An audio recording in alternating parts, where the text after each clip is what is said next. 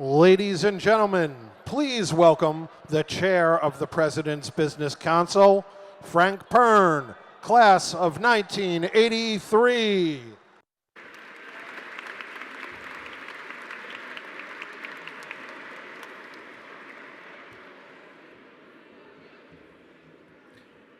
Thank you very much. Good evening, everyone. I really wish they would stop announcing the year I graduated, because I think everybody in the room is now calculating how old I am. All right, so we're going to stop that from this moment on, okay? All right, it's great to be here. It's a pleasure to be here at the Pierre Hotel. I forgot, I'm sorry. After almost 20 years at the Pierre Hotel, it's just natural. This is Gotham Hall, former bank headquarters. Hopefully you all agree that it is an incredible venue, and I think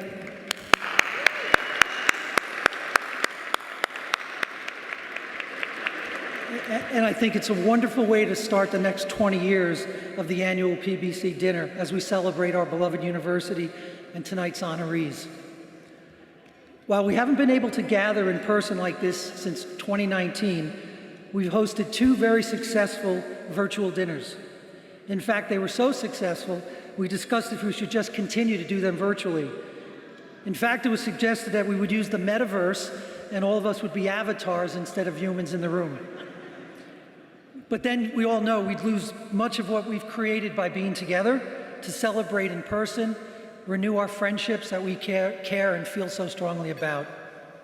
That being said, we haven't completely abandoned the virtual world, as we are live streaming tonight's dinner to many that aren't able to join us in person. So tonight, along with the PBC Vice Chair, Elizabeth Madden, I extend a very warm welcome to the President's Business Council 21st Annual Awards Dinner. Thank you for joining us tonight's celebration. It is really amazing and terrific to look out in the audience and see so many dear friends that have long supported the PBC. Peggy and Kip Condren, Jackie and John Dion, they envisioned the PBC 2 decades ago and have led us to here. Some of my classmates and dear friends, Tracy and Jay Bannon, some senior officials from the university I've worked so long with, Ed Steinmetz, Bobby Davis, and so many others of you. It's great to see many younger, successful alumni and friends here in support of the university. Please spread the word to your friends about how great it is to be here and invite them in 2023. And most importantly, I'd like to welcome Father Joseph Marina of the Society of Jesus, the 29th president of the University of Scranton.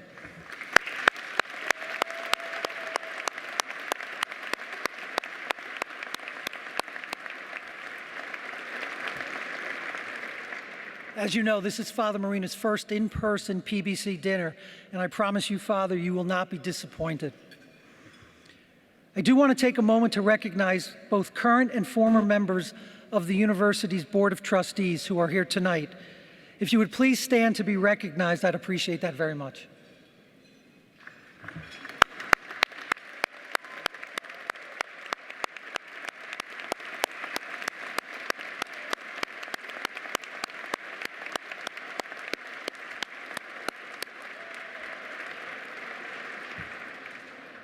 Thank you for everything you do for the university. It certainly doesn't go without notice. I'm also pleased to share we have many current students with us, including presidential scholars, business leadership students, and performance music students.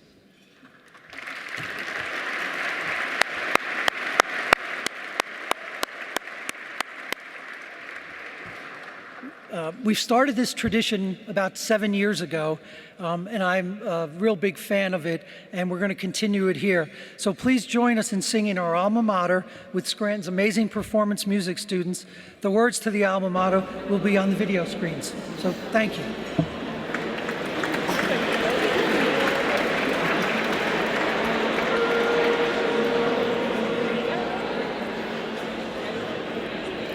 The hours too quickly slip away and mingle into years, but memories of our Scranton days will last, whatever next appears. The legacy legacy from those before is briefly ours to hold. We leave the best behind for others as the coming years unfold. With faith in lives that touch us here and paths that ours have crossed, we know that reaching for the rising sun is surely worth the cost. May God be ever at our side. May goodness fill our days. We hail as loving sons and daughters, alma mater, ours always.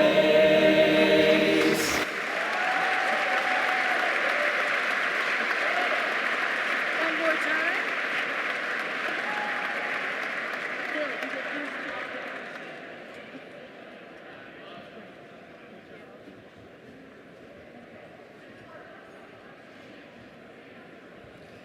Thank you. They truly are amazing. Special thank you to you, Cheryl, Director of the university's music program.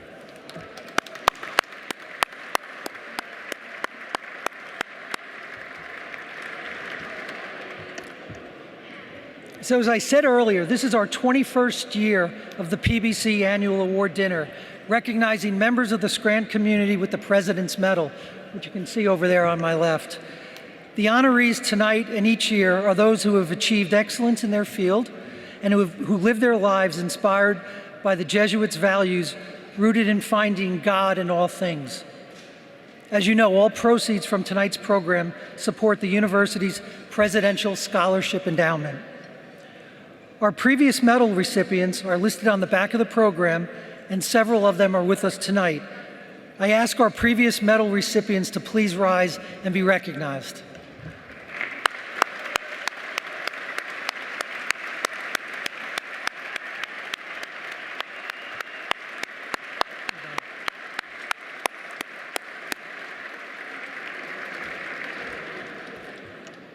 I do want to call out a couple of people that really deserve special attention. There were honorees the past 2 years that graciously accepted the President's Medal without this lovely dinner and the opportunity to enjoy it with family and friends. During those 2 virtual events, we raised over $1.5 million. And for the accountants in the room, you can figure out a lot of that dropped right to the bottom line. So it wasn't so bad, okay? Last year, we honored the late Jack Brennan, the class of 1968. Jack was long overdue to be recognized, and we were very thankful and appreciative that we were able to present the President's Medal to Jack's family.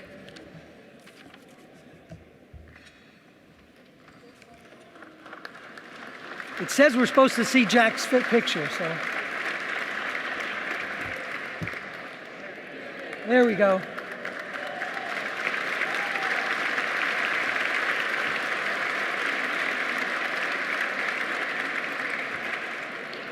Many of us knew Jack when he was a trustee, a colleague, a friend of the university, and for those that know him, I just can't help when I say his name just to smile. He was one of the most irreverent guys I ever met. So it was really great that we were able to do that, and his family was absolutely terrific. I'm sure Father Marina would second that. All right. In 2020, we honored very, very close friends of the university and of the late Father Scott Pillars. Monsignor Joe Quinn, his sister Maggie Quinn Mariotti, and Maggie's husband, Dr. John Mariotti. I couldn't think of a more deserving set of honorees that would guarantee a virtual dinner success than these wonderful people. John and Maggie are with us this evening with their friends and their family.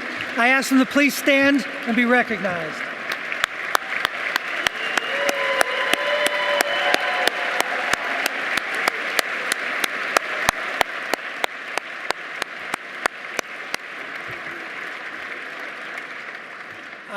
I had zero faith that we would be able to pull off a virtual dinner in the midst of COVID, with Maggie and John and their phenomenal family, friends, the enthusiasm they showed. If anybody happens to see the video of that dinner, it was just remarkable and really gave us the courage and confidence that we could pull it off the following year. So I can't thank you all enough. Thank you so much.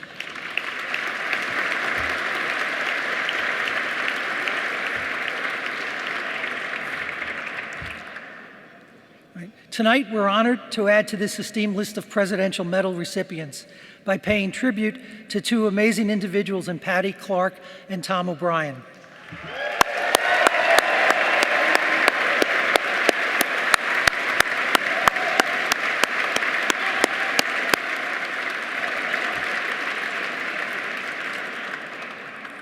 They're both highly successful professionals who've had a tremendous impact on those generations of alumni that follow them. The two preceded me as chairs of the PBC and led years of very successful fundraising campaigns. And without their leadership, quite honestly, I don't think this would still be going as well as it has. They truly embody everything that the PBC aims to represent, and given the way that they share their talents, gifts, and insights, they are wonderful examples of St. Ignatius' quote that love is shown more in deeds than in words. We are excited to celebrate and honor both of these extraordinary people tonight and to have their families and friends with us. You'll be hearing a lot more about Patty and Tom and their impact on the Scranton community a little later. Please join me in giving them another round of applause.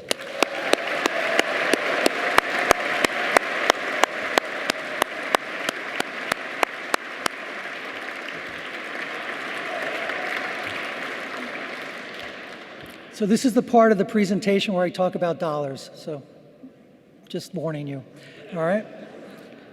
Up until tonight, the PBC, through its annual dinner, have raised over $19 million for the endowment fund. And I think everybody who's involved knows how much it touches and really changes students' lives. And all of us should be hugely proud of that. Tonight's event will bring that total well past the $20 million mark. We'll come back at the end of the evening and report out on tonight's results. Why are we doing that? Because it gives everybody in the room the opportunity to continue to support this year's overall fundraising goal during tonight's program. As we've done in the past, we'll be engaging you and those that couldn't be here, that are watching on video streaming, with our Text to Give program. There are cards on the table which explain how you can do it. You simply text PBC, your name, or if you choose to do it anonymously, your gift amount to 91999, as the screens above me show you. We'll keep you posted on the screens on how we're doing throughout the night. We still have work to do to surpass our goal. So if you haven't had the opportunity to make a contribution, or you feel in your heart that you wanted to give some more, we'll accept that, and now's the time. Nobody wants to disappoint Patty and Tom, certainly not me. Also, in keeping with the signs of the time, you can participate in the social media event of this dinner. That's about all I know, but I'll tell you, all right? What it says here is you can join the social media conversation by using the hashtag ScrantonPBCDinner or hashtag RoyalsForOthers. So don't make me look bad. Somebody please participate on the social media, all right? I have a bunch of kids over here that will be very disappointed if you let me down, all right? Okay, very important, quite serious for a minute. Before we move to honoring Patty and Tom, I have a note of congratulations that I'd like to read. As many of you know, one of the most powerful men in the world calls Scranton his home, and he has a brief message he's asked me to read. Dear Patty and Tom, congratulations on being awarded the University of Scranton's Presidential Medal. You are both so well-deserving of this award. I speak for all of my fellow Scrantonites in saying great job and enjoy the evening. Sincerely, Louis de Naples.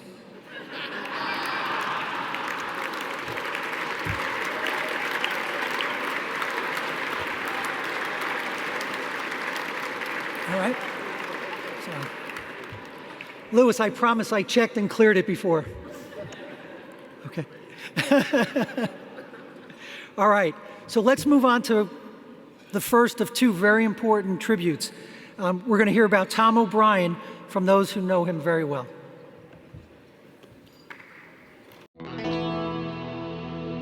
We are honoring Tom because he has worked so hard to advance the mission of the University of Scranton in many ways over the years.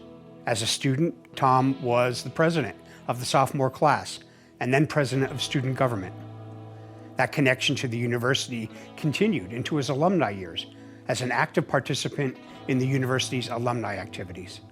Tom, I would describe as very kind, generous, charismatic, extremely intelligent. 3 words to describe my dad would be funny, caring, and hardworking.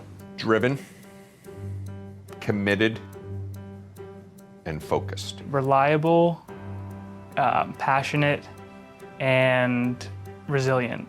Tom has been so generous to me during my career, both as a practitioner and now as an academic. I always like to joke that I'm a double Jesuit. I went to Scranton Prep and then the University of Scranton. But Tom actually has a triple Jesuit. His high school, college, and graduate degrees all come from Jesuit institutions. And I think that would ultimately be a reason why Tom is so generous. My dad is a very competitive person. Very frequently, we end up in the backyard having cornhole competitions. When it comes to cornhole, my dad reigns king of the house. We'll go out there and we'll have like a best of 3, and that'll end up turning into a best of 5, which will then turn into a best of 7 because whoever's on the losing end doesn't kind of want to admit defeat. Me, as someone watching, I give it to my dad all day long. My brother Sean, they have some issues with that. As much as it is competitive, it's more about having a good time and being able to spend time together. On a personal level, Tom is loving, giving, and chock full of candor. and fun-loving. Very, very funny, humorous. He doesn't take himself too seriously. Yeah, my dad's picture of him in the Drives the Hair t-shirt, you know, he might be in business now, but could have been in marketing. I guess he helped make those shirts a little bit as a protest with the school cracking down on partying. Passionate, committed, thoughtful, honest, kind, helpful, and loving. Just a really good person. The first time we met was in Scranton at Scanlon's. He was all over me like white on rice, and I was just like, I don't think so, guy, you know. Go on down the line and go back to your sandbox, little boy. That's exactly what I said. Go back to your sandbox, little boy. But then I saw him 4 years later, and I was like, man, I told you that? What was I thinking? As the PBC itself was initially coming together, Tom was at the table as a highly valuable participant who would later go on to become a PBC vice chair and chair, and then a member of the university's board of trustees, where he served as the board's vice chair. Tom's had a big impact on University of Scranton, being a member of the board of trustees, being involved in the decision-making around capital planning and you know, future direction around where the university is going. His voice is part of that. He has a quote about his commitment to the University of Scranton. One has to both give his time and his treasure in order to make an impact, and that quote has lasted in my mind. He has demonstrated this behavior since he graduated, and he has led others to do the same. Tom always had the desire and ultimately realized a career on Wall Street, but he attributed a lot of those building blocks, the foundation, to professors that he had at the university. And one that obviously stood out was Frank Corcione. The word is that there was an alumnus on campus looking for a finance professor whose name he couldn't remember. But he described the guy, so he's a grumpy, gruff Marine. And everyone goes, oh, Frank Corcione. Almost immediately after graduating, Tom was working with Frank on feeding back to Frank what he was observing in the fixed income real world, if you will, such that Frank at that point was able to incorporate it into his course load. The fixed income class at the University of Scranton is the best and brightest students that we have in our business school. We're all very proud of it. It's something that is very practical. And then ultimately it grew into, we'll call them, you know, whether it was the leadership group within the Kingman School of Management, or even within the finance departments, well, let's bring people that real practitioners back to the university to either participate in seminars or speak in front of 3 or 4 classes on a given day. Frank was one of those guys that cared deeply. And again, the reflection is interesting because Tom is one of those guys that cares deeply. So I think that's the reason for the connection. That plus they both had great senses of humor. So to see them both in action was a thing of beauty.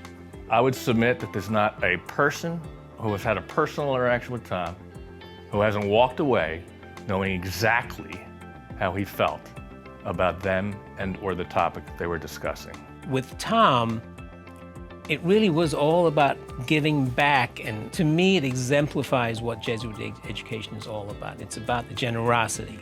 He's really helped to further students' careers, open doors on Wall Street, which is one reason why I chose the University of Scranton, was the connection to New York. When Tom was at Morgan Stanley, he persistently pushed human resources to allow him to hire Scranton students for internships.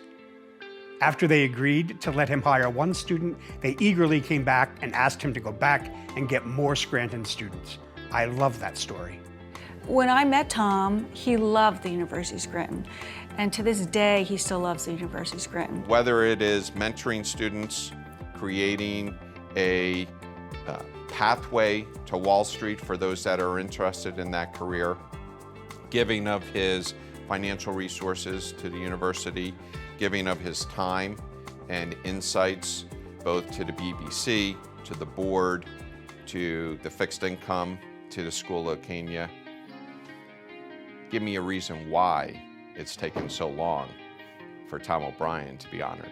When Tom and I co-founded Sunridge, Tom was definitely the catalyst to get that party started. And I and the rest of the Sunridge team will be forever grateful for that courage and that vision. On the leadership side, I'd be remiss if I didn't point out, on 9/11, he provided much needed leadership to his group of young folks at a time when it was desperately needed, and I know for a fact that they still appreciate that leadership at that time. Congratulations, Tom, on receiving the President's Medal tonight, and we love you, and we couldn't be any more proud of you, and you are very well deserved of this. Tom, thank you very much for everything you've done in my career. I owe my career to you. You opened the door for myself, along with a countless amount of others. Congratulations, you deserve it. I've so appreciated your thoughts and actions through the years. I think your generosity is second to none, and I think this award is so very well deserved. So a very big and heartfelt congratulations to you. On behalf of Sharon and myself, there's no one that we know who's as deserving of the University of Scranton medal as you. Congratulations, buddy. Congratulations, this is truly well deserved. Congratulations, Dad, you earned it. Dad, no one deserved this more than you. You worked so hard. You've done so much for Scranton, so much for us, and we really appreciate it. So enjoy your night. I'm very happy for you. Dad, congratulations on tonight's award. Very well deserved. Tom, on a personal note, I want to thank you for the 30 years of our partnership. I could not have chose a better wingman. Congratulations on this distinguished honor, and I look forward to many memories together. Why would I get choked up? I didn't even like the guy.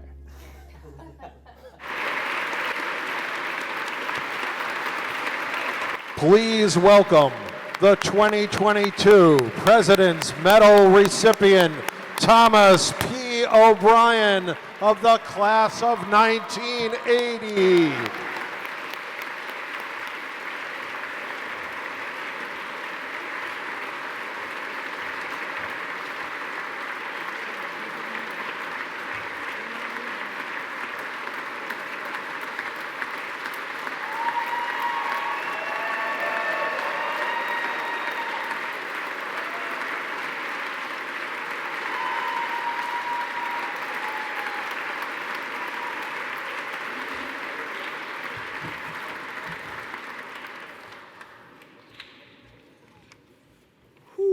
Wow. Well, I'm going to, I guess, somewhat keep to the script. I'll try not to be too redundant. But first of all, President Marina, thank you so much. Thank you for your leadership. Thank you for asking to be honored along with Patty. I can't think of a better person to be partnered with tonight. Our paths have crossed many times through the PBC, through the board. And Patty is someone who is truly committed to the mission of the university and its students. I'd like to thank the previous Presidential Award honorees for approving our nomination. I do have to say a couple friends wondered about the vetting process, and I did mention that the statute of limitation applies. I want to thank the chair and vice chair of the PBC, friends Frank Pern and Elizabeth Madden. Thank you for your leadership.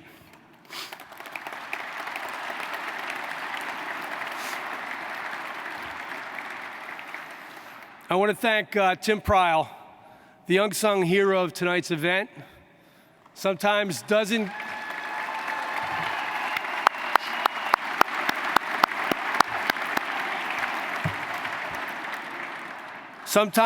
get enough credit, I believe.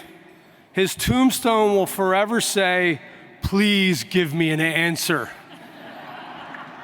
As we all know, we have ducked his calls, ducked his emails, but he keeps coming at us. To my dinner chair, dear friend and old roommate, can only imagine what that room looked like, Tommy Lynch, thank you very, very much.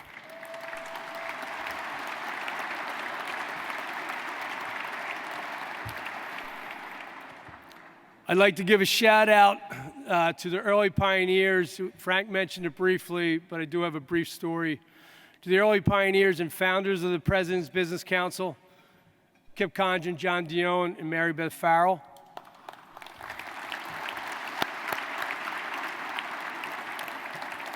Yeah, one of our first meetings, we're all in sync. It's all about student engagement, mentoring, networking, full-time job placement, internship placement. We're all on the same page.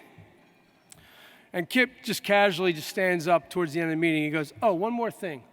We're going to have an annual black tie dinner, and we're going to raise $1 million a year." Well, we all looked at him like, this guy is crazy. Crazy as a fox. $20 million later, way to go, Kip.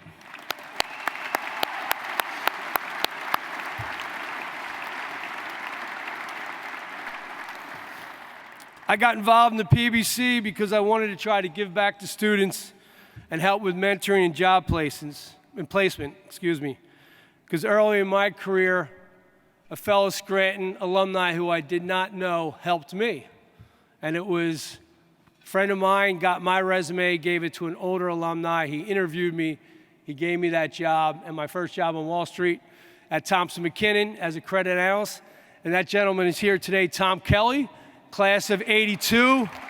TK, thank you.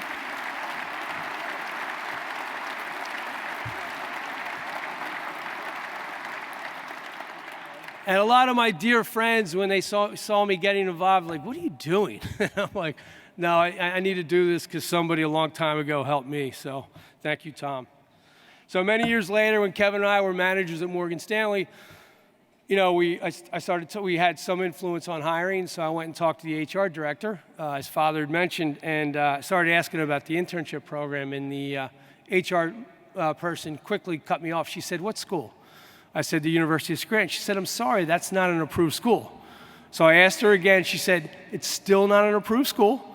And I just looked at her, and candidly, I was a little pissed off. And so I basically camped out at her door of her office for about a week. And she finally relented, and she said, "Fine, we'll give you one spot, make sure it's a good candidate." So I work with Dr. Frank Courcione. May he rest in peace. Good man.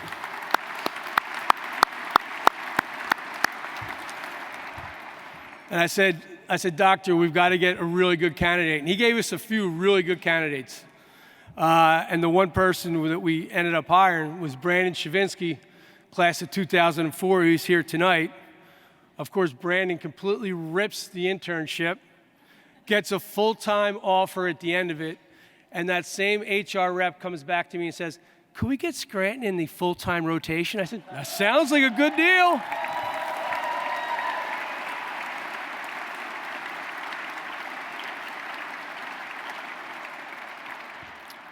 So I just, many of you are here today that were brought into that program, and you guys are no longer kids, and you've had a tremendous career, so I'm just so happy about all that. But I think when you hear things like not an approved school, it's a major reason why we need to really look after our own. And it's not only good for the student, but it's good for the hiring institution. I've seen it at Morgan Stanley, and I saw it at Sumridge Partners. What do you get? You're getting somebody who's productive, hardworking, resilient, and non-entitled employees that make a huge impact in your business. So if you haven't tried it, you might want to consider it.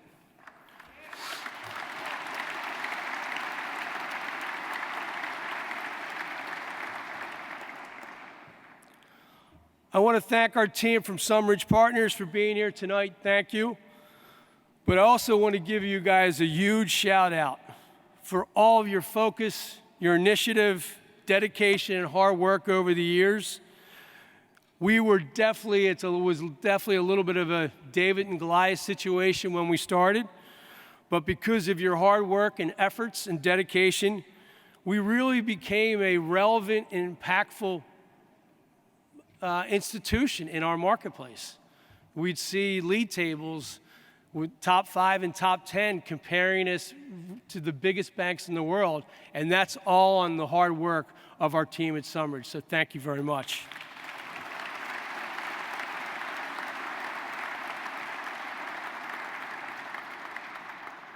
Special thanks, and I'm not going to cry, okay? Special thanks to my business partner, Kevin Morano. 30 years, it's a long time. I've been married 31. He's my work husband, I guess. 30 years and 20 years as co-managers. We did a lot of rocks, paper, scissors to make very hard decisions. But when we started Sumridge Partners, Kevin and I wrote down a few names. He knew we couldn't do it on our own. And we wanted to try to create the old Wall Street culture. That's why we wanted to call it partners. And we said, who are the people that we really need?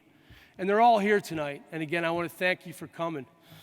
And those partners that we hired, our co-CTOs, Rebecca Wong and John Jang.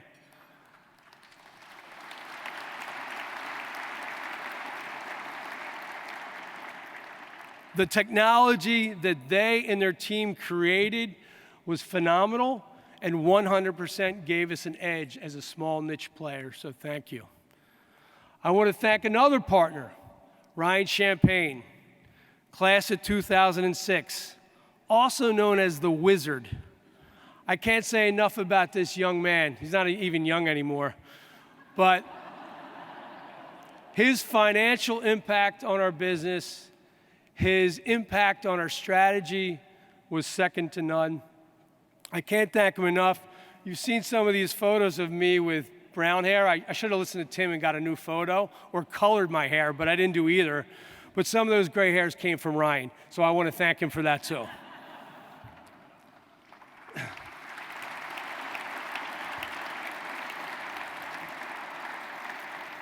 And our last partner was Chris St. Pierre, also known as Saints, salesperson extraordinaire. Opened up a lot of big accounts. When we were trying to get them open, we couldn't get them open. So Chris, thank you for joining us too.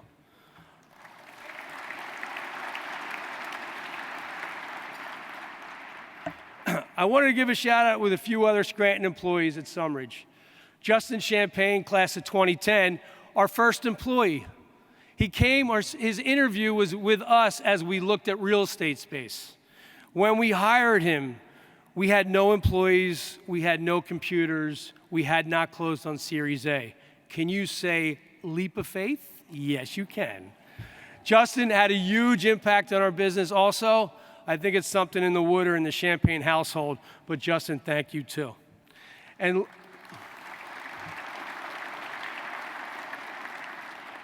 And last but not least, our two older hires, Kevin McGrath, class of 2007, and Joe Moyo, 2013. Thank you for all of your huge contributions and efforts over the years.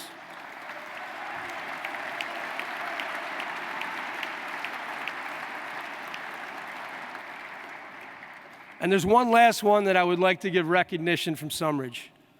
And that is, lastly, the glue of our organization. From establishing our LLC 12 years ago, to dealing with due diligence around the Raymond James transaction, our Chief Admin Officer, Cal Freitas.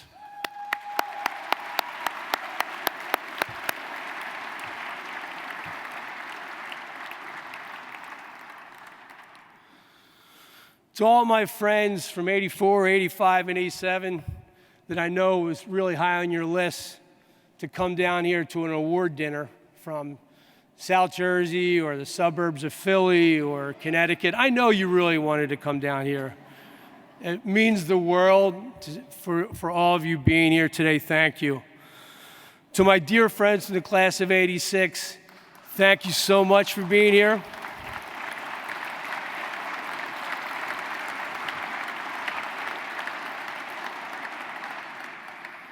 Father Marino, I have to just make one correction, respectfully. Sophomore year, I was the vice president. The president was Jerry Bowen. Hats off to Jerry Bowen.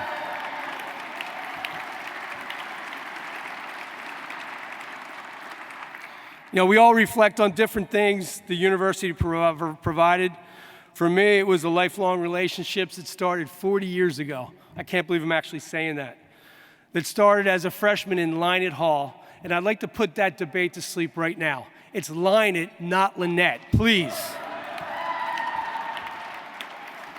And then back then, there wasn't a question. All the freshmen moved off campus.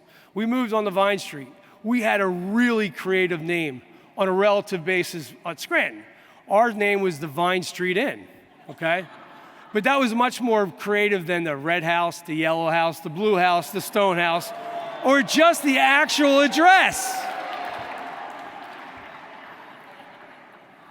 We obviously had a study hard, play hard mentality, lots of practical jokes that I can't share with you, and a few really, really big, fun cranking parties, which gave us a side benefit of getting to know Mr. Gavigan and Dean Morton very well. So that was a pretty good deal. I want to thank my older brothers, my sister-in-law, my future sister-in-law for being here tonight. To my bros, Bill and Jack, older brothers, thank you for your support, your guidance, your friendship and brotherhood over the years. I love you guys.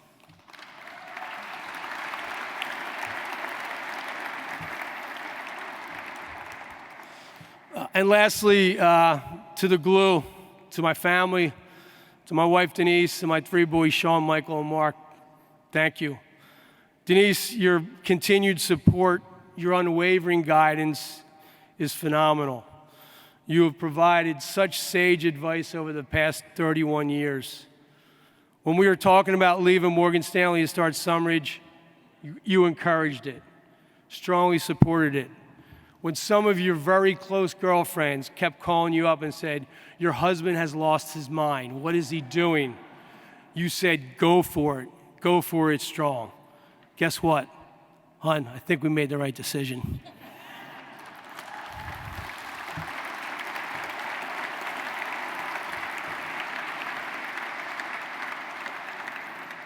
I love you very much, Denise. I also want to thank Denise. We worked lots of long hours, and I wasn't there all the time in the mornings and night, and she did a phenomenal job raising the boys, Sean, Michael, and Mark. And I always remind that. Anytime they give any type of lip to her, I always remind them of that. And they don't do that often. But to my boys, you guys have provided us so much joy along the ways with minimum headaches and bumps. I'm sure there's a lot of stuff you didn't get caught on, but you didn't get caught, so who cares? But Mom and I, we're very proud of the men you have become and the men you will continue to become. So thank you. And for all, thank you for coming tonight, and God bless the University of Scranton.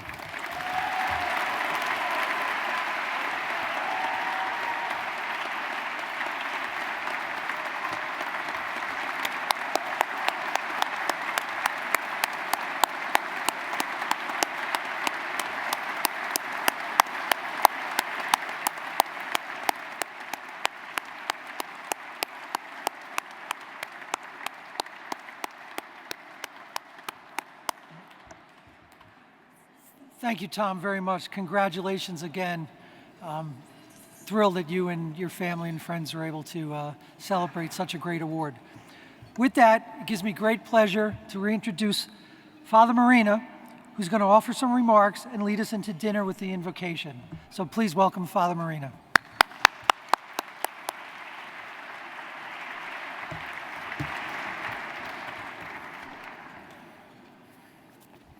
Good evening, everyone. It is such a privilege to be here with you tonight as we celebrate our great university, and in royal fashion. Purple carpet, and flags, purple lights. I'm glad you liked the venue. We chose a bank on purpose.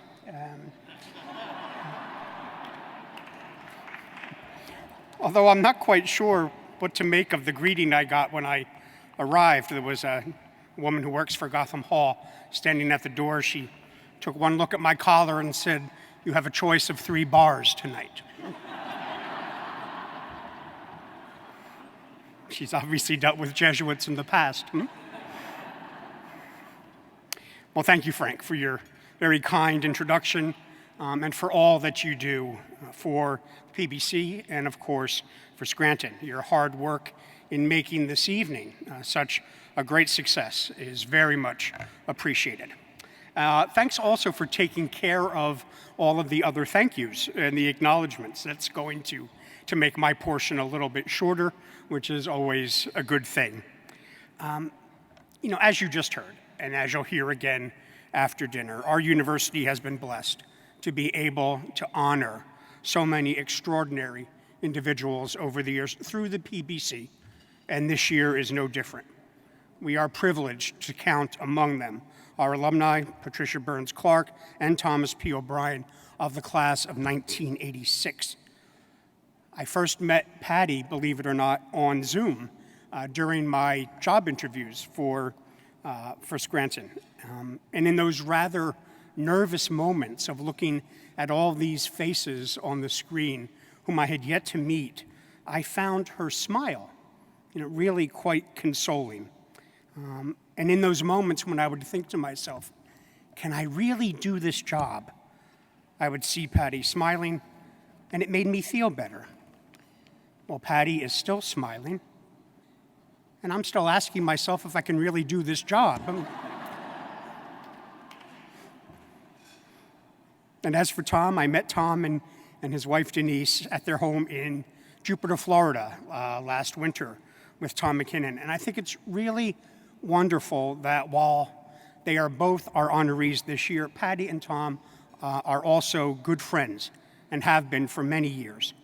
They are so deserving of this recognition. And so Patty and Tom, my sincere congratulations to everything else that you heard from this wonderful audience tonight. Of course, tonight is also a celebration of our past and present presidential scholars, the best of the best at Scranton. As Frank mentioned, several of these scholars are with us this evening, and after dinner, we're going to hear from one of the finest. Dominic Finan of the class of 2023, who was here at my table with his mother and father. I'm glad that Dominic will be speaking after dinner because I did not want to follow him. This is a good thing. For Dominic, once again, and his parents, welcome and thank you for being here.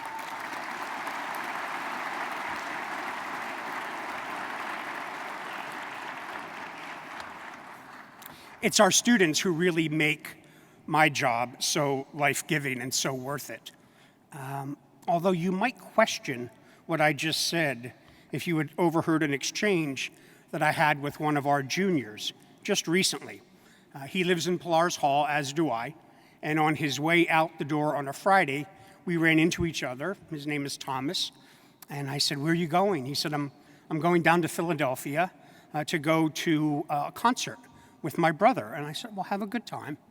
And on Monday, when I saw him again, I said, "How was the concert?" He said, "It was terrific." I said, "Who did you see?"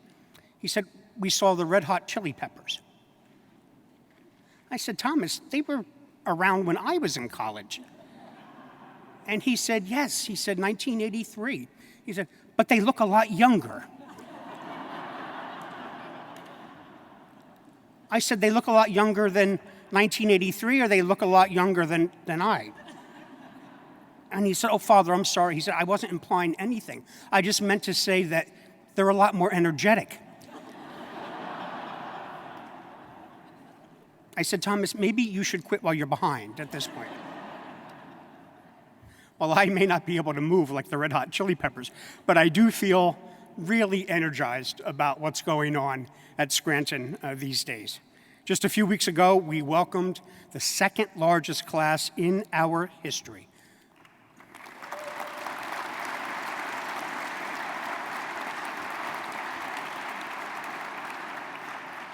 We were hoping for 950 freshmen, and nearly 1,060 showed up.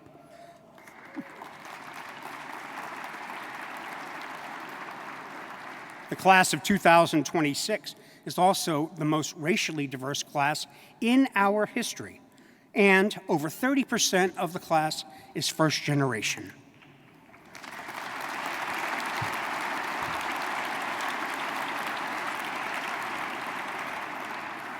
We are also showing impressive gains in our graduate enrollment. Students from India, Saudi Arabia, and other nations have significantly increased the number of international students in our grad program since last year. Now hear this. For the second year in a row, U.S. News and World Report has ranked Scranton as number 5 on a list of almost 200 universities in our category.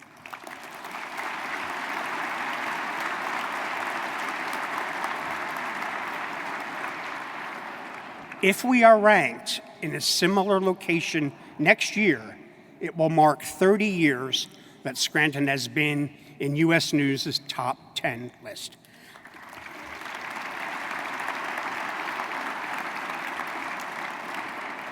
The only unfortunate part of that is that I can claim credit for only 2 of those years. All the other credit goes to names like Panuska, McShane, Quinn, and Polaris, but they also go to a countless throng of staff and faculty, trustees and alumni, and of course, students who continue to make our university shine so brightly.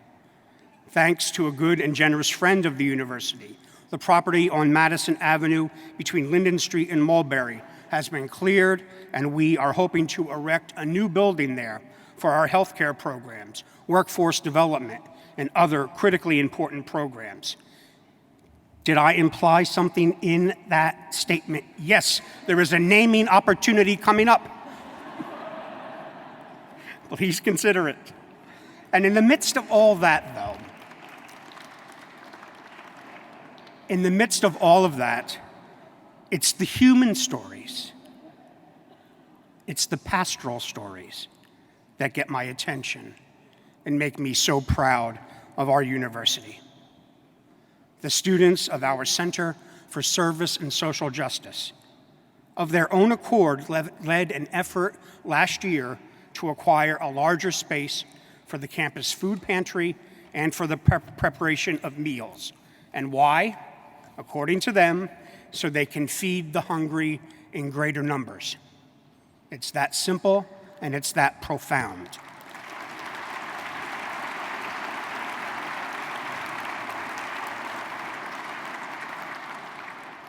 Our faculty are driving to Dallas, Pennsylvania to teach prisoners at the State Correctional Institution. This is not a one-off course or two. The students there are working toward their associate degrees under the guidance and the instruction of our professors. And the program is going so well that the students are now asking if we can make it possible for them to earn a bachelor's degree after they finish an associate's. How should we answer a request like that?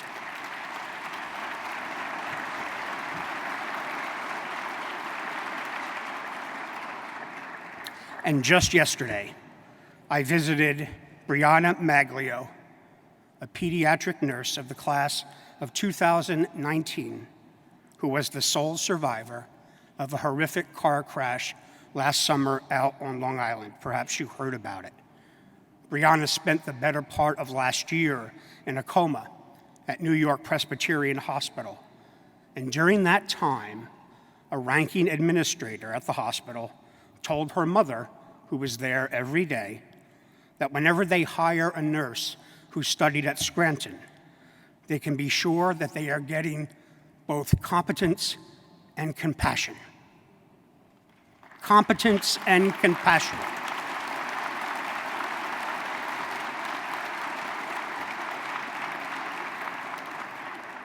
This is your university. This is your alma mater. This is, as the Society of Jesus would say, a fire that kindles other fires. The University of Scranton. I have so much confidence in our ability to achieve the ambitious goals and the aspirations that we have established for our future. And my confidence comes from God and from all of you. And so in the spirit of gratitude for all that you have done and been, let us pray. God of wisdom and love, we give you thanks for gathering us together to celebrate our mission, a mission that you have given us and one that comes from the depths of your heart. We ask you to bless this night and to bless our alumni, benefactors, and friends, our presidential scholars, and all of our students, our faculty and staff, and a special blessing, please, upon Patty and Tom and their families and friends. Give us all the grace and the strength we need to carry our mission into the future, that we may cultivate our university, our vineyard in the valley, to be a force forever in the good work of Catholic and Jesuit higher education.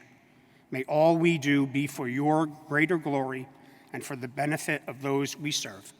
And may the blessing of Almighty God, the Father, Son, and Holy Spirit descend upon you and remain with you forever. Thank you for listening.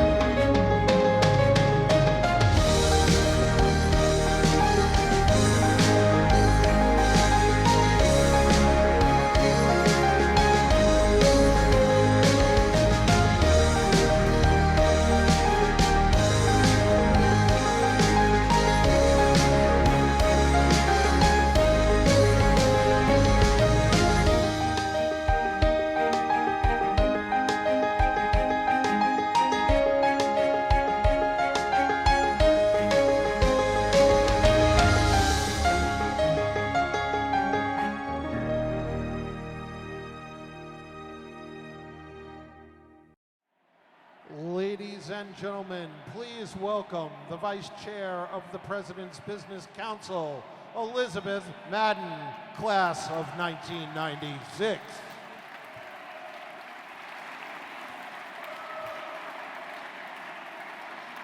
What an impressive group of faces and names we just saw. How amazing is their generosity and what they've done for the university. Thank you to all of our past honorees. I couldn't be more excited to be here this evening to honor two people I know very well. Patty and Tom, your friendship over the years has been amazing. Your mentorship has been a blessing. And to call you my drinking friends is also a privilege. Congratulations on your honoree this evening, and we look forward to celebrating you. Now, I want to know how we're doing with that fundraising. I saw that ticker before. I know that the generosity that you all have shared with us this evening is very, very close to our goal. It's supposed to be here somewhere. And I know that there's still a little bit more that we can do. I'm grateful for everybody that's here in the room. I think you know by this point how you can share in your generosity. You have these lovely little flags on your table. All you need to do is take out your phones and please text to give. For those of you that are joining us virtually, which is wonderful because the PBC has modernized during these COVID times, we couldn't be more excited that you're here because it makes it even easier to donate. There's a little button in the top with big letters. I know you see it. It says donate. So if you're watching us, please click. And I have to say, I couldn't be even more excited that we're virtual because for the first time this evening, our children are joining us. So hi, Shona. Hey, Declan. Mommy and Daddy are going to be out late. So your donations go for an amazing cause. Look at these scholars behind me. I literally was just talking with them behind the stage. Double majors, crazy minors, saving the world, making us healthier. But this is where your money goes. So speaking of our scholars, each of them has taken their own path, has had their own journey to get here tonight. But we're only going to be able to hear from one of them. Dominic Finan is a senior. He is a double major in neuroscience and philosophy. He has a minor in biochemistry. And as if that's not enough, he has a 4.0.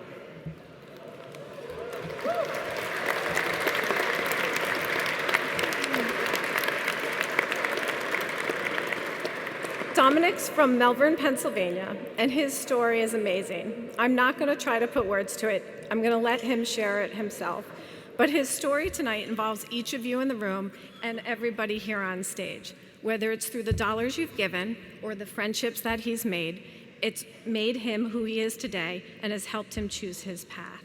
His story is powerful, it's incredibly personal, and you might need a tissue. Please join me in welcoming Dominic.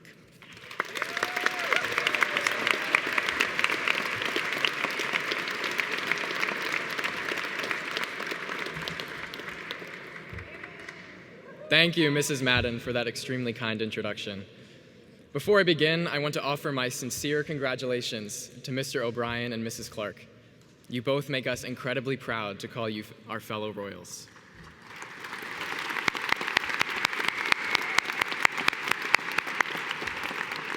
Tonight, I have the distinct honor of sharing my story as a presidential scholar at the University of Scranton. However, I must admit that my journey to this university was quite unconventional. In fact, I applied to the university solely to appease my father, who was born and raised in Dunmore. As a child, I took the Northeast Extension from Malvern to Scranton to visit his family so frequently that by the time I got my learner's permit, I needed a GPS for the 7-minute drive to the King of Prussia Mall, but not for the 2-hour road trip to the city of Scranton.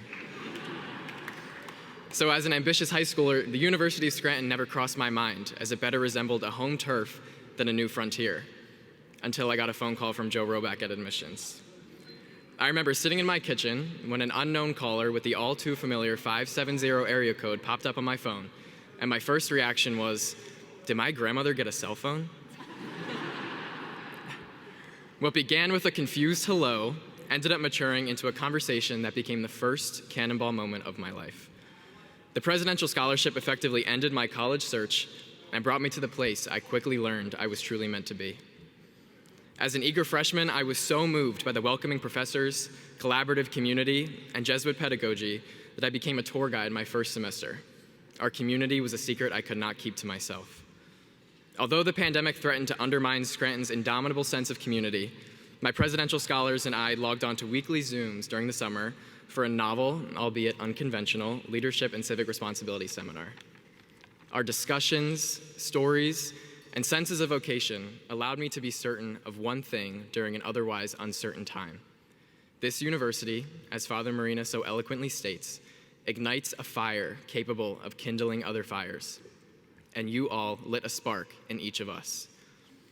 I did not fully comprehend the gravity of a Jesuit pre-medical education until I shadowed a neurologist at Penn the summer preceding my junior year. Within the first few days of shadowing, I told the doctor that my passion for neuroscience emerged after witnessing my mother's triumphant recovery from a brain tumor in 2008. Our candid conversation over lunch re-emerged a few weeks later when a young mother came into the office to be diagnosed with a malignant brain tumor. As she enumerated all of the physical ailments associated with such a vitriolic tumor, she confessed that her most burdensome symptom was telling her children her diagnosis. After watching my mother recover from surgery, I never once for a minute considered that my brother and I perhaps weighed more on her mind than the mass growing on her brainstem.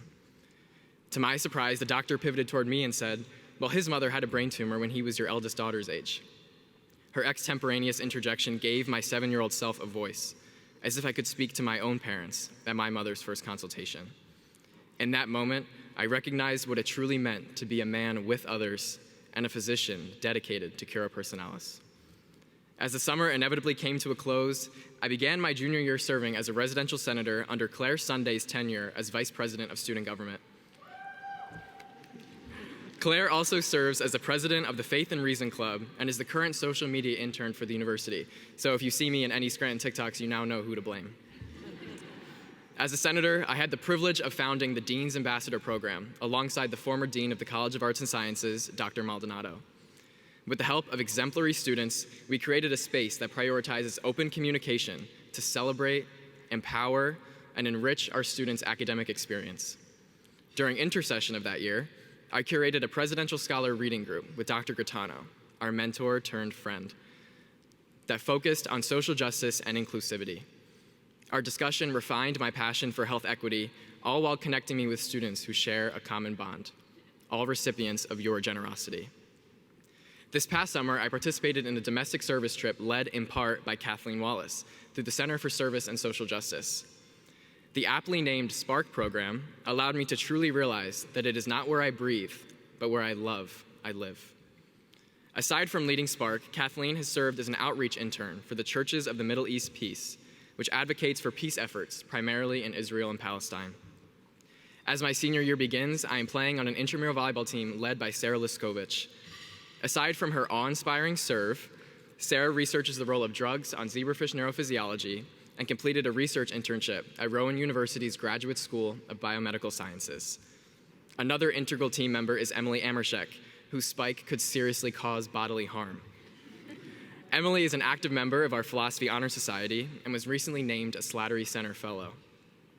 Also a member of our team is Angela Hudak, a recent Santa Fe Scholarship winner for excellence in research and the founder of Scranton's chapter of Remote Area Medical. And our roster concludes with Cameron Shedlock, who cannot be with us tonight as he graduated a year early to become a researcher at Johns Hopkins University School of Medicine. Now, when I'm not playing intramural volleyball, I can spend a weekend watching a play directed by Amanda Lamphere, the president of the student-run Leva Arts Company, who discovered her passion for mathematics and computer science through the faculty at this university. Or maybe I can head down to Magis Field to see Lauren Cawley play a game of softball. As a secondary education major, Lauren hopes to one day become an educator ever mindful of the Jesuit values she learned both on and off the field. And after Lauren's game, I can head to the biology club meeting, led by President Michael Quinnen, who recently interned for Nationwide Insurance after passing his first actuarial exam. After the biology club meeting, I can head to the astronomy club, led by President Mohammed Sarwar, who completed a quantum computing internship for physics undergrads at Fermilab. Also at the astronomy club, I would find James Lanning, an active member of our Commuter Student Association who researches diffuse optics, superconductivity, and organic synthesis. The following day in my SJLA class, I can discuss Shakespeare's Othello with Timothy Gallagher and Michael Edwards. Tim is a first-year member of the Software Engineering Graduate Program at the university and recently completed an REU at Columbus State University. Michael, the vice president of the Math Club, also completed 2 research opportunities, one at Michigan State University and the other at Georgia Institute of Technology. Now, Matthew Early is not only a presidential scholar, but is the executive assistant for the Business Leadership Honors Program. So if I ever need business advice, I know who I'm going to. And when the day is complete, I can run into R.A. Jared Fernandez, who regularly interacts with Fulbright TAs as a member of our international club. And although they cannot be with us, I would be remiss not to mention Daniel Zick and Molly Neeson. Daniel, the president of the university's math club, recently completed an REU at Ithaca College, and Molly, a member of our women's cross-country and track teams, serves as the editor-in-chief of Esprit, our university's review of arts and letters. Collectively, the 18 of us have 28 majors, 18 minors, and 5 concentrations. And I know that to be true because Amanda checked my math. These academic pursuits, research opportunities, and moments of profound growth would not be possible without the contributions of everyone in this room. So for that, I say thank you. Thank you for empowering our unique gifts, talents, and interests, and thank you most importantly for allowing us to call the University of Scranton our home. You have changed our lives and our families' lives for the better. The generosity of the President's Business Council cleared a path for us to become future lawyers, doctors, actuaries, educators, researchers, and business executives alike. We promise to use the spark you ignited in us to go forth and set the world on fire. And today, I realize I've gone from saying, "Dad, I love you, but I am never going to the University of Scranton," to now asking him, "Dad, how will I ever be able to leave this place?" And the short answer is, I can't. My younger brother, Dean, is now a presidential scholar in the class of 2026, so you're stuck with me for at least 3 more years.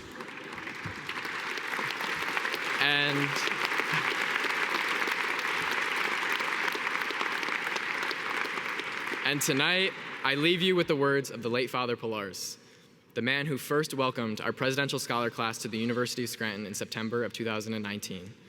God bless Catholic and Jesuit education, God bless the University of Scranton, and God bless the President's Business Council.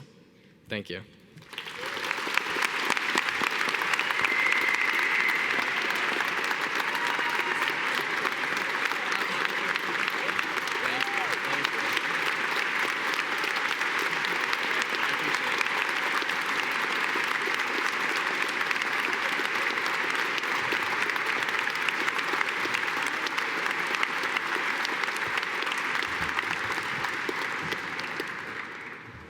If you're not inspired yet, I mean, what else do you need? Look at the power of these students behind us. There are no words. They are exceptional. I had the privilege of meeting them backstage and hearing their stories, and they're just really, truly inspiring. So if I could ask for your generosity one more time and text to give so you can help us reach that goal, that would be amazing. Oh, Patty, it's your turn.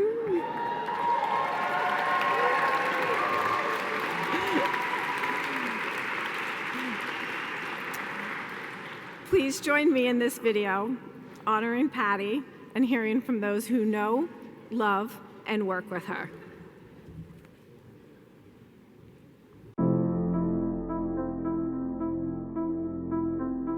Three words or phrases to describe Patty Clark. Thoughtful, engaging, and visionary. She's the most generous person I've ever met, whether that be with her love or her wallet. Patty is a lot of fun to be around.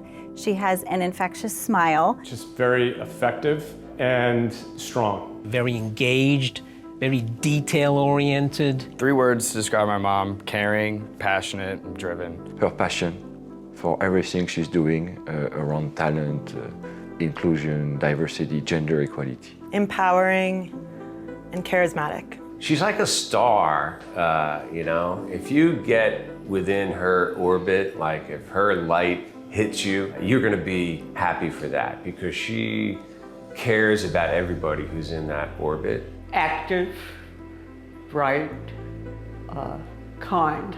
Someone who nurtures others, particularly younger people. She mentors and coaches. It's what she's done in her work, it's what she does in her personal life, it's what she does with the university. My birthday is May 21st, Patty's is May 22nd, so we're 364 days apart. Irish twins. And as the story goes, Patty likes to tell it, is that when my mother brought me home from the hospital, I was presented to Patty as a gift. We didn't even know much about Scranton when she was in high school. We were going to go look at Villanova. And the guidance counselor said, "Why would you go there when you could go a much better school?" And she said, "The University of Scranton." And it was really because of that guidance counselor at Red Bank Catholic who steered us to Scranton. Anytime, you know, either my brother or myself had our parents up to Scranton to come visit us, she never turned down an opportunity to take a step back into the class of '86. I'm sure being a Royal during that time was much different than it was when Brian and I were there. When she first went for the interview up there, she was interviewed by Father Mack, and he told her all about the university and everything. And then he said to her, "Now, Patricia, do you have anything you want to ask me?" And she went into her bag and pulled out a book with all the questions she had for him. And after she was finished, he said to her, "Patricia, we not only will accept you, we'll be very happy to have you." She was sold. That was, I think Father Mac did it. I think Patty views Scranton like she views a lot of the people in her life, which is that she's responsible for them, and she's responsible for making sure that people or Scranton are sort of moving forward, and she's going to do whatever she can. She's going to give time, she's going to give treasure, she's going to do whatever she needs to do to make that happen. I was introduced to Patty via the business leadership program at Scranton, and I distinctly remember our first Skype interview from my house junior year at Scranton, where I was immediately drawn to her charisma and really her vision for the team. I met Patty when I joined Havas as a CEO 10 years ago. I immediately thought she was fantastic as a person, and I decided to appoint her Chief Talent Officer for the entire group. It was the first time we were doing and appointing a person for that role, and Patty has been perfect. And now I would say that thanks to Patty and her team, Havas is a pioneer, or I would say is the best in class in gender equality. Beyond the success that she's had in her role at Havas, she is also just an amazing human and so compassionate and caring towards others and always giving of herself. She always made time to be home and be just as loving of a mother. She always balanced it pretty well. She never brought like the boardroom home with her into the kitchen and whatever. It was always mom at the house. And then when I'd go into work with her, she was big shot Patty. But I never really looked at her like that. She was just my mom. She makes other people who aren't even her family. But in terms of her immediate family, yeah, Patty doesn't forget anything. She knows when it's your birthday. She'll walk in, she may not have seen you in a month or two, and she'll have the present for the birthday that was a month ago or the Christmas that just came by or whatever. She's always focused on everyone else and their needs and their concerns. We always laugh about the ranking, who gets ranked. And I like to think that obviously the children are number one, but we all know Patty, the dogs are number two, and she gives everything to the university. I'd say that's number three. So I'm just hopeful that I can be above Havas. I'm not sure that I am, and I'm happy to be, if I get to that number 4 or 5 slot, that's a great spot for me. Well, Patty lives out the mission and the values of the University of Scranton in a variety of ways. The one that really comes to mind is our motto of Cura Personalis, men and women for others, and Patty certainly models being a woman for others.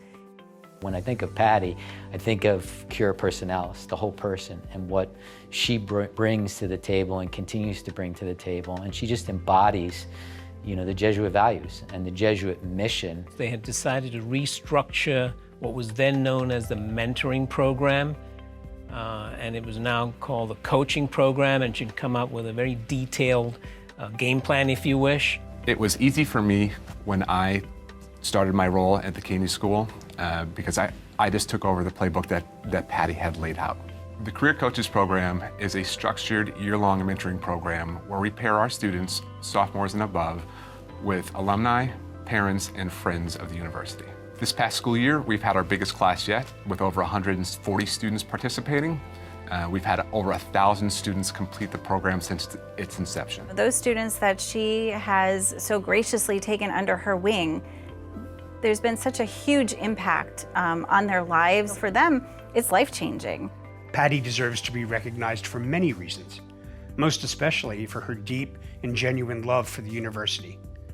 She is a true example of someone who not only gives her time to something that she loves, but also her whole heart with all the gifts, the talents, and the expertise she has at her command.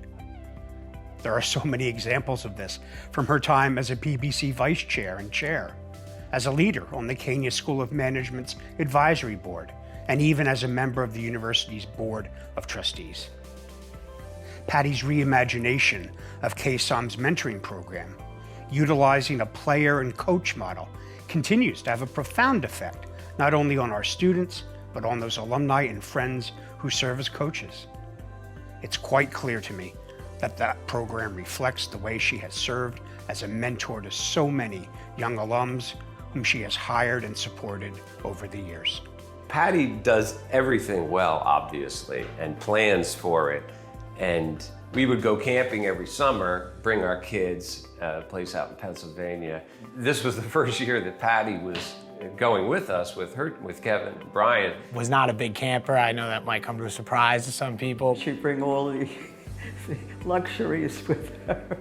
I guess try to imagine a tent that's so full of air mattress, and other comfort items that when you open it, stuff just falls out of the tent. There was almost no room left vertically in the tent when this blow-up mattress got blown up. It was so big. And then no sooner did we spend however long it took to get that thing blown up that I think it was our dog or something came in there and popped that blow-up mattress. She quit the Girl Scouts after they had one night overnight. Patty does like a nice life and a comfortable one.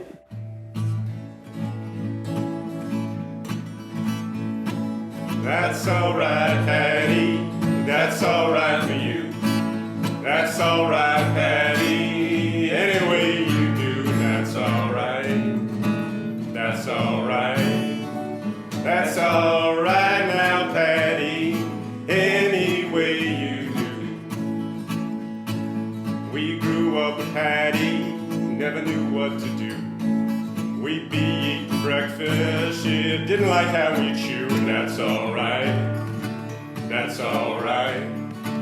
That's all right now, Patty. Any way you do.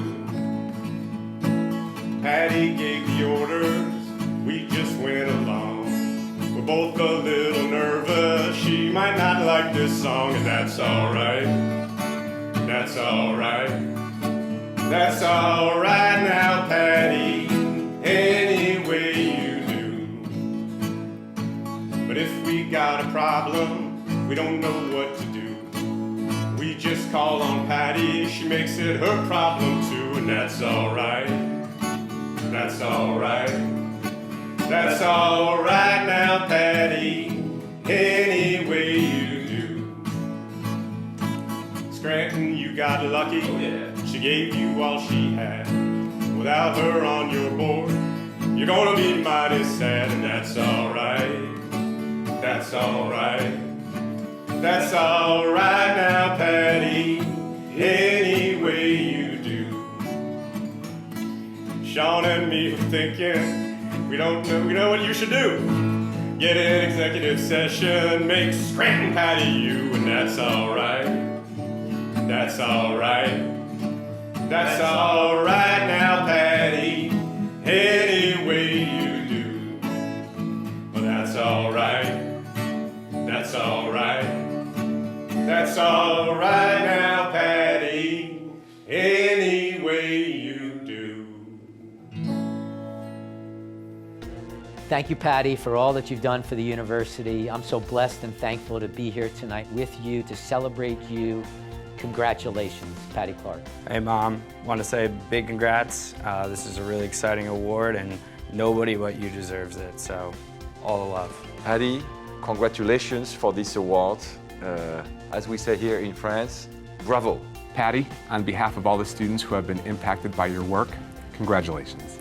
Hi, Patty. Congratulations on your award. It's well deserved. You worked very hard for it, and I'm very proud of you.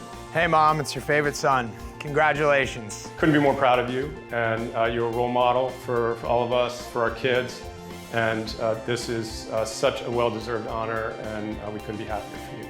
Patty, congratulations. I'm so excited for you. I hope you're having a great evening. Congratulations, Patty. You're an amazing human being who's done amazing things for Scranton University, and we're all so thankful to have had our relationships with you. Thank you, congratulations, have a great night. She still proudly calls herself a royal, and always will be. Congratulations, my love.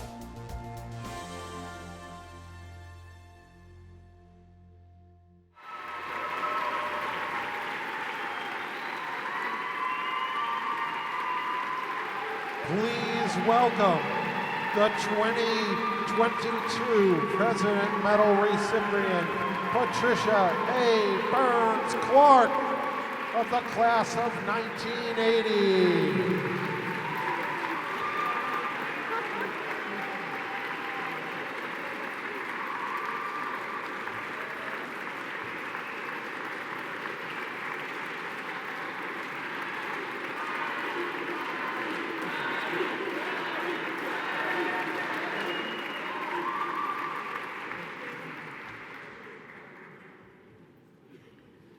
Okay, so it's not fair they don't show you that video ahead of time.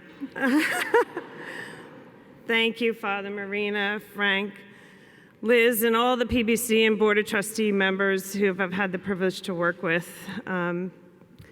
Thank you, all the previous award recipients, for your support. Tim Pryl, for being just an amazing person leading the PBC. Keeping it going through some extraordinary times. Congrats to my friend Tom. You haven't changed a bit since the campus days. Still wickedly smart, funny, a good, caring person. I'm really lucky to know you and be honored alongside you.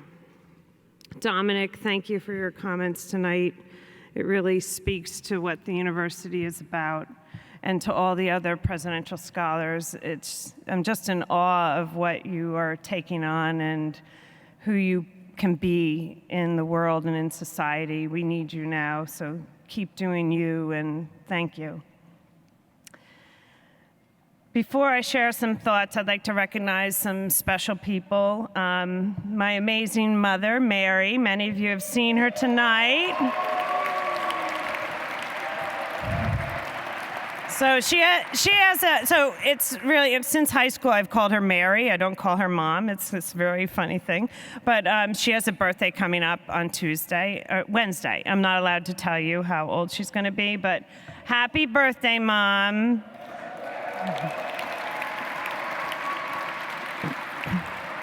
You've been a guiding light and continue to show me what it means to be a strong woman.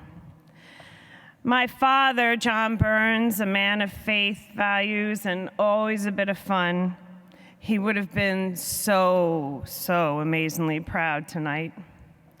My husband, David, for all his support, attending all these Scranton events over the years, although we all know that's not really hard duty.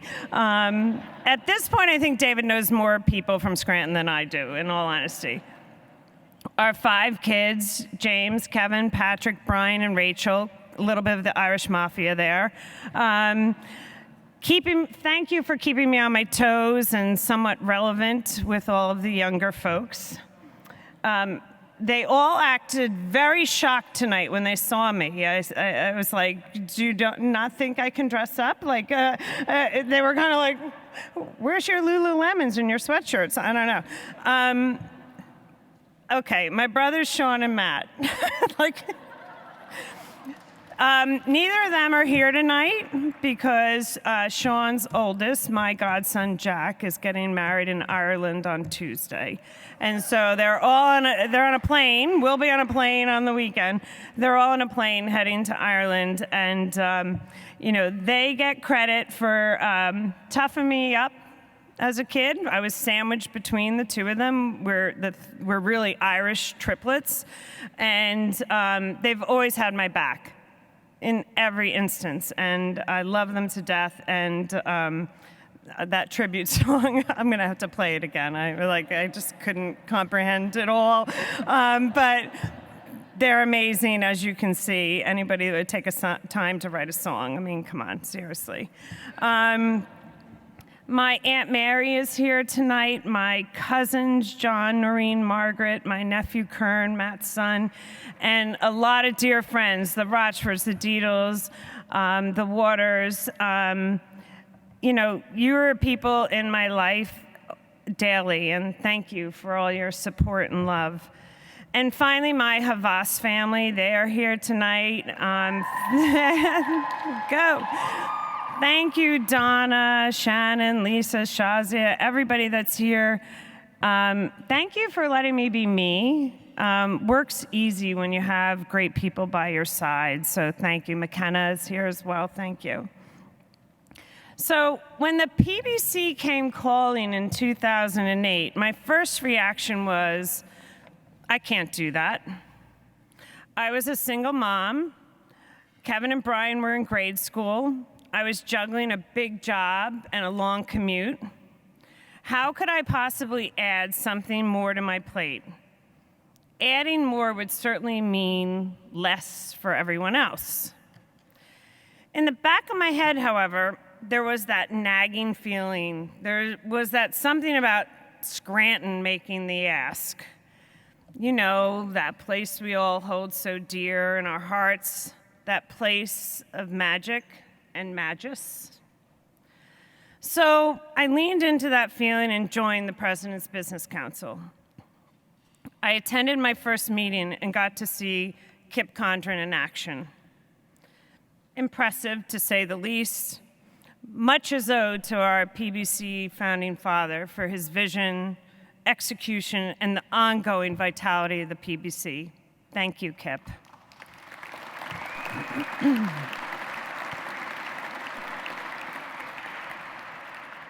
Shortly after joining, I was asked if I could come on campus and do a presentation for students, help them with their resume, help them with interviewing, help more of them get internships.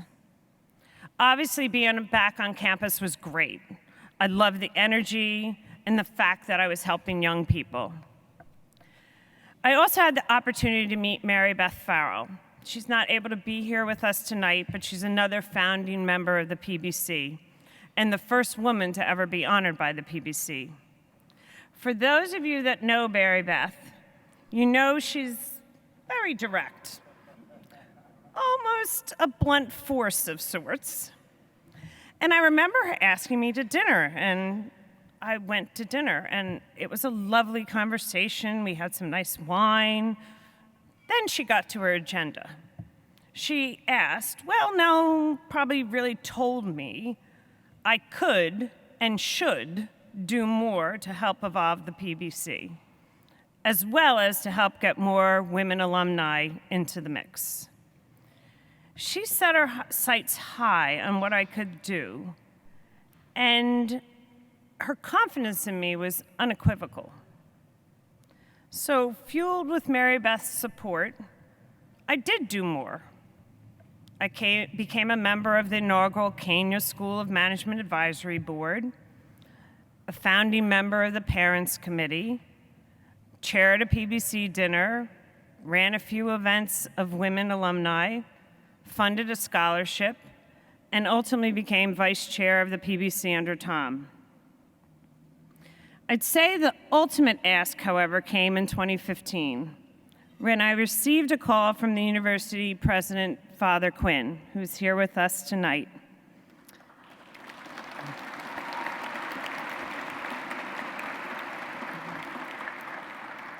So I was in Geneva at an airport hotel, and the reception wasn't very good. So I'm like roaming around the hotel lobby trying to hear him on this phone call. And I really thought I didn't hear him correctly. He said, did Father Quinn just ask me to chair the PBC and join the Board of Trustees at the same time? Another moment of, there's no way I can possibly do this. I didn't give him an answer, as I really wasn't sure if I had heard him correctly. And I called Tom O'Brien right away, as he was the current chair of the PBC. That was kind of silly, because he wanted his duties as chair to be done. So of course he told me, you can do both. It's not a problem. In all seriousness, my years of vice chair under Tom prepared me well to take on the task.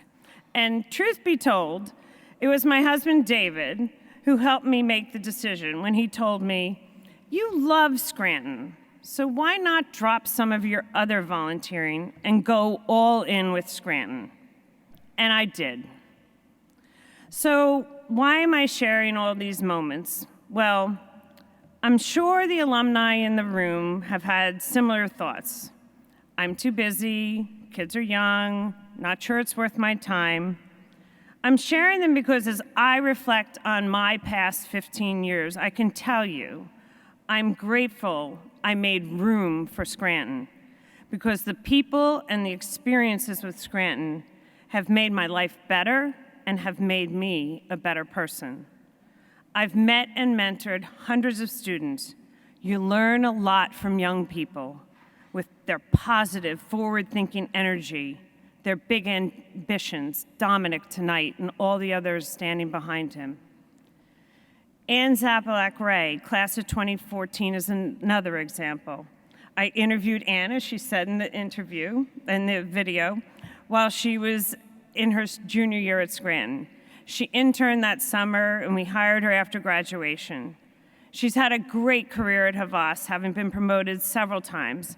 And now she's also giving back, going on campus to speak, and also co-chairing this dinner.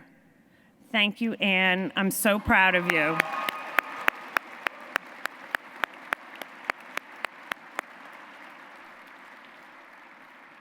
The legacy continues with Olivia Adams, who's also on my team, a 2018 grad, a 2019 MBA. And also Lauren Lyons, who's here tonight. She's someone I mentored. She's working at Havas Health. She's a 2019 graduate. You both have amazingly bright futures. In addition to the energy from students, I've had a front row seat to learn from so many accomplished alumni business leaders. Kip Condren, John Dione, Dennis McGonigal, Mary Beth Farrow, Larry Lynch, Frank Pern, Joe Vasili, Lyndon McGowan, Matt Hargity, Chris Kane, just to name a few, and I'm sorry if I left anybody out. I've also made new friends and deepened relationships with others. Tom O'Brien, Father Quinn, Joe Vasili, Tim Pryall, Elizabeth Madden, the Simones, Rachel Browning, who's here tonight, Kathleen Cummings, who's here tonight, the Haverins, the Casanis, the list goes on. And I've been blessed to see my two sons, Kevin and Brian, have their own Scranton experiences and how their Scranton education has set them up for success. The exposure to Scranton and its students and its alumni challenged me to take on my own journey, to do more and do better as a person, a family member, a leader, and a friend. It's true that as Scranton students, we're exposed to the Ignatian values, but aren't always mature enough to overtly put them into practice in our lives. But with a Scranton education, that Ignatian foundation is always there. And when you choose to be engaged and get involved and give back to Scranton, you get this very special opportunity to explore those Ignatian roots. The Ignatian process of making good decisions acknowledges that decisions are often between two goods. Understanding that the better good, or the more, the magis, is what we instinctively want and what God wants for us. I want to thank all those who asked me to do more and helped me find my own better good. You've given me the greatest gift of enabling my own magis in ways I never expected. Giving back is good for you. I'm a better person for being involved in giving back at Scranton. My greatest wish is for the Scranton alum in the audience to have this experience too. The university and its students need you. They need your talents. They need your magis. I'll close by sharing a favorite quote. At the end of the day, it's not about what you have, or even what you've accomplished. It's about who you've lifted up, who you've made better. It's about what you've given back. Ignite your fire. Thank you.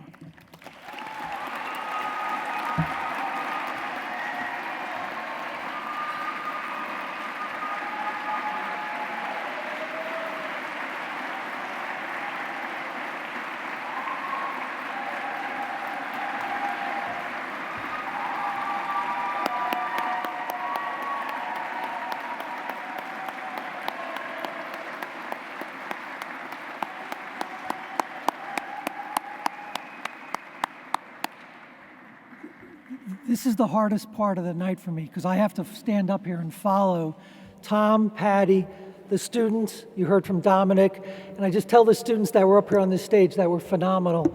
I didn't hear anybody in all those jobs and degrees and stuff ever was a waiter in Caesar's Pocono Palace like I was, so you missed out on that. But what you have to do is you have to do exactly what Patty said. You have to pay it back. You have had an unbelievable experience at the university, as many of us have, and we want to see you here next year, 5 years, 10 years, and such. So I just really can't thank Tom and Patty enough for really inspiring us tonight, so thank you very much.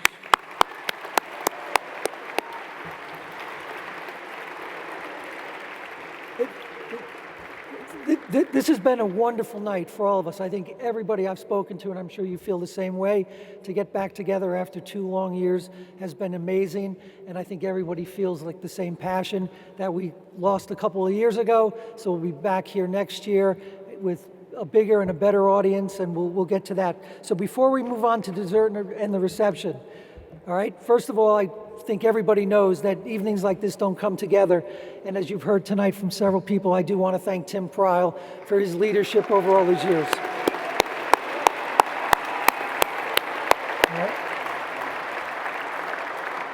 On behalf of the PBC and the university, I do want to especially thank our dinner co-chairs, Tom Lynch, who I've known for many, many years, and Zapalik Ray, that Patty just talked about. Thank you for all you did, for all the arm twisting that you've done to make tonight's dinner so successful. All right, and now for the money part. I'm very pleased to announce that tonight's dinner, including the successful text to give and live streaming donations, has surpassed our goal of $1 million, and we've raised $1.1 million.